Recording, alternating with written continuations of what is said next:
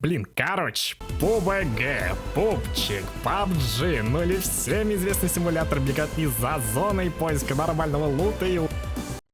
бывает, это же игра от разработчиков Тиры. Ну ладно, сейчас еще немножечко.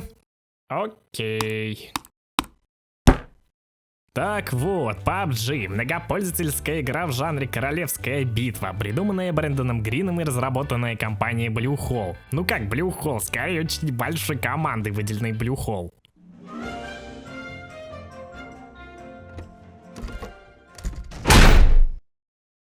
Есть те, кто разбирается в Unreal Engine 4? Кто хочет сделать игру на миллионы баксов? Отлично, завтра мы уже должны выпустить ее в ранний доступ. А теперь серьезно, почему игра настолько херово оптимизирована, имеет огромное количество багов, лагов и прочего дерьма, которые напрочь отбивает желание играть в нее? Предупреждаю, это лишь мое мнение, основанное на прочтении и просмотре информации об игре. Начну с того, что изначально PlayerUnknown Battleground был очень сложный в создании игрой, и амбициозный писатель модов для армы Брэндон Грин понятия не имел, с чем столкнется при разработке. Челиков, знающих о коде для Unreal Engine 4, очень мало, и не просто коде для Unreal Engine 4, а программировал для сетевого шутера с огромной картой и онлайном 100 человек в одном лобби. В опыте у ребят есть только работа над многопользовательской ролевухой Terra, сделанной на Unreal Engine 3. Забавен тот факт, что и та игра изобилует огромным количеством багов.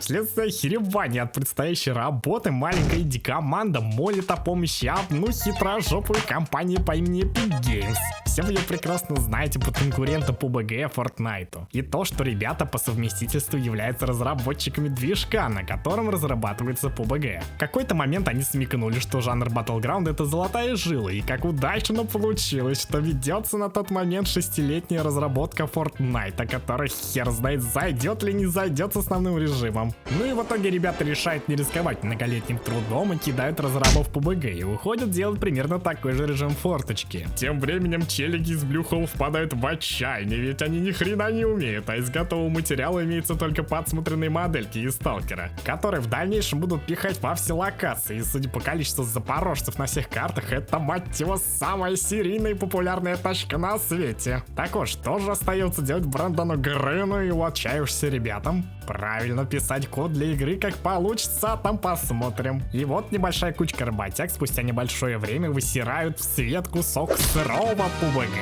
И тут блюхольщики охеревают от радости и от горя одновременно, ведь с большим онлайном приходит и большая ответственность. Огромный цунами из игроков забивает сервера игры, попутно роняя их, и все бы хорошо, деньги текут рекой, но тут и начинается то, из-за чего впоследствии, я думаю, игра канет в небытие. Кривая архитектура игры, дерьмошопый код, написанный в спешке за предположительно возможного выхода в ближайшее время Fortnite, делает PUBG неуправляемой и вызывает огромную попу-боль у разработчиков. Даже миллионы долларов и найм новых сотрудников не способны что-то изменить в этой игре. И многие понимают, если начать менять что-нибудь в сложно оптимизированном говнокоде, то это рождает огромное количество новых багов. А народ-то все больше он требует.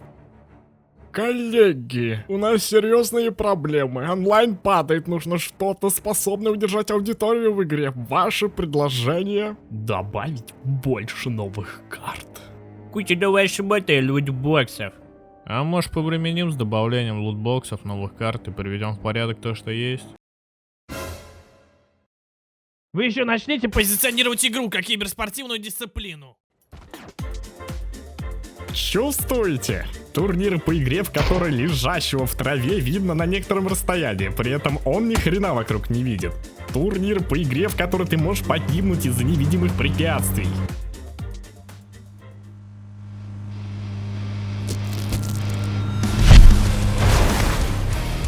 Турнир по игре, где есть он. Пуэбло, подходи к нему медленно и осторожно. Сначала попробуй погладить. О нет, Пуэбло, убегай!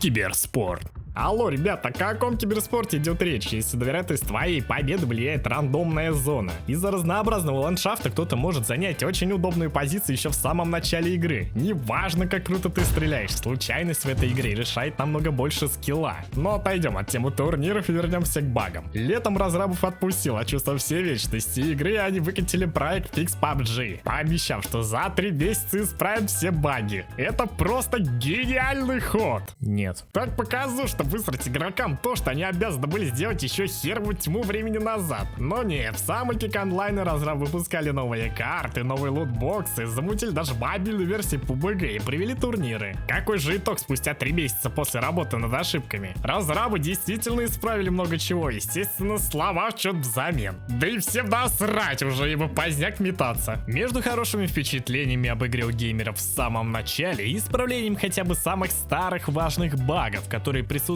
с раннего доступа, они выбрали выкачивание бабок, пока PUBG хайпит. А как всем известно, первое впечатление самое важное. В общем, в каждом аспекте игры есть косяки, и можно продолжать до бесконечности, цепляясь к плохой графике, псевдофизике, ведь игра позиционирует себя как реализм. Добавляя всякие задержки при взаимодействии с предметами, особенно мне нравится процесс посадки в машинки. Подвожу итоги. По моему мнению, игра уже одной ногой в могиле. Ой, пардон, за то время, что я делаю этот ролик, уже 2 ногами.